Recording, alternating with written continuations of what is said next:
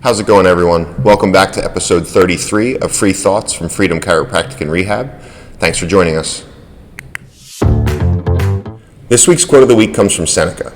He said, "He who has peace of mind disturbs neither himself nor another." I want you to think back to the last time that you felt a lot of stress, whether it was at work or at home or with a parent or a child. And I want you to think about how much that boiled over to other people. Right? If we think about it, we become more sensitive to things that irritate us. Our fuse becomes a little bit shorter with those that we love and even the people that we work with when things are stressful in other parts of our lives. So what Seneca is saying in this quote is, I want you to be as calm and as clear-headed as possible. The more time we take to be calm and clear-headed, the better our lives are, but also the better the lives of the people around us become. Okay, let's talk about health. If you were to ask the average person what they could do on their own to increase their health span, increase their lifespan, two things that people would mention frequently are exercise and nutrition. And we've talked about those on these videos. But the thing that people don't think about is sleep. It is so important to our health. The average person, most adults should be getting at a minimum, 7 hours of sleep per night. As we get a little bit older, we need a little bit less. But when we're younger, we need even more. We have this conversation with our daughters all the time. My middle daughter prioritizes her sleep. She will go to bed early because she knows she needs her sleep. My older daughter loves to stay up late, which is fine because she sleeps in the morning. But when it comes time to get back to school, getting back into the rhythm of going to bed at a normal time becomes a little more challenging.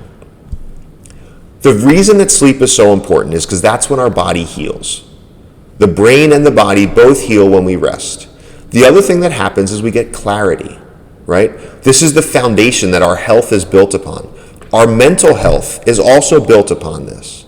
So we need to make sure that we're making that time to rest. Unfortunately, many professionals glorify what they call the grind. They'll work 20 hours a day and sleep for 4. Well, that is a recipe for poor health down the road.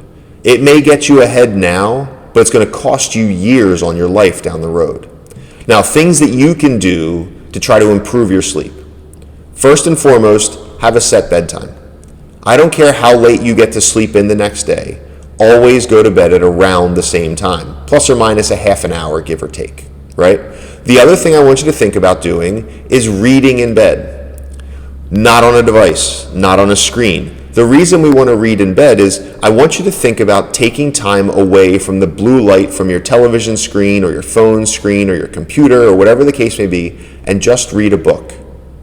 That will help to calm your brain down and get you ready to go to sleep. Give those two things a try and let us know how you feel about them. Now it's time for some good news. This week's news comes out of Australia. It's the story of a man who put his laundry out to dry on the clothesline thinking nothing of it, fully expecting when he got home his clothes would be dry and he'd be able to take them down. But what he didn't know or didn't expect was that there was going to be a storm that came up out of nowhere that day. So after the storm, he got home, he fully expected his clothes to be either soaking wet or on the ground in a pile after they got blown off. But to his surprise, there was nothing there. The lines were empty and there were no clothes on the ground.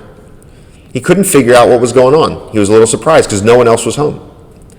When he walked up to his front porch, he found his clothes. He also found his mail from the day and a package that he was expecting. Unsure of what happened, he went inside to watch the video evidence from his security cameras. And what he found was that his mailman had stopped and taken a minute or two out of his day to take the laundry down, seeing that storm was coming. Now, he was racing against the clock because the storm was coming for him too, but he took a minute or two out of his day to do something kind for this gentleman. Let's think about that for a second. It was a minute or two. It didn't cost him anything but those 2 minutes to take these clothes down and do a simple act of kindness to make this guy's day a little bit easier on him. There's little things that we can all do throughout the day to make other people's lives easier. We just have to stop and think about how we can help.